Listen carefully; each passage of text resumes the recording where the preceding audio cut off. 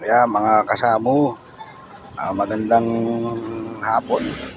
Yan, pagka naranasan nyo na yan na kung naranasan nyo maputulan ng belt, ay ng belt tuloy ng fuel hose.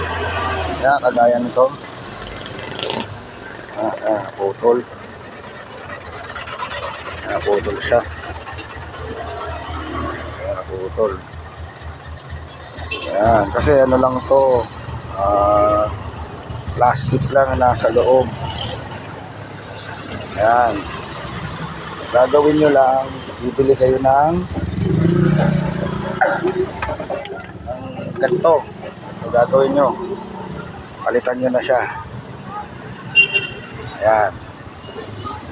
Sukat nito ay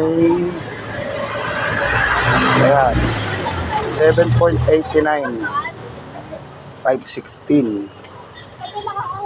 Ayan. Ayan Ayan, 7.89. Tapos yung bibilin yung fuel hose, yung pangkotse. Ayan, 516 yung sukat niya para pumasok dun sa nguso nito. Ayan, tapos bili kayo ng hose clamp. Ayan, sukatin nyo na lang kung pero yung sa akin tatlong ruler. Mali 3 feet. 3 feet ata to. 2 feet lang, 2 feet.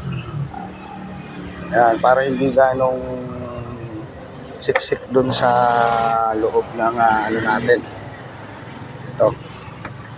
Ito 516 ang sukat niyan. Ito 516. Ayan mga kasamo.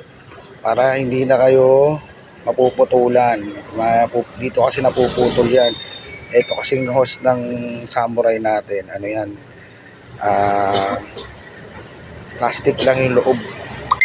Pinalutan ng rubber. So ito, ang bibilin yung hose, yung may fly. May fly siya. Ayan, yung binili kong hose. 300 PSI siya. Yung taas ng pressure niya. Kaya lang hanggang 300 kasi may pressure to. Itong natin, fuel injector. Ayan. Ayan mga kasamo. Ayan. Ikakabit ko na. Balikan ko kayo pagka naikabit ko na.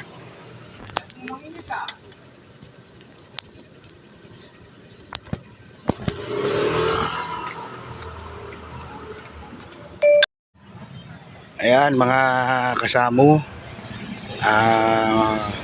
naikabit na natin. Naikabit na natin. Ayan, ganyan ko lang siya pinadaan. Punta dito sa lumabas. Ito, natin ang ilaw. Ayan.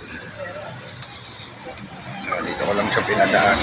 Para, yan, hindi yan may ipit dyan. Kasi dito, hindi naman natutulay dyan yung hindi naman nababangga dyan yung kuhan.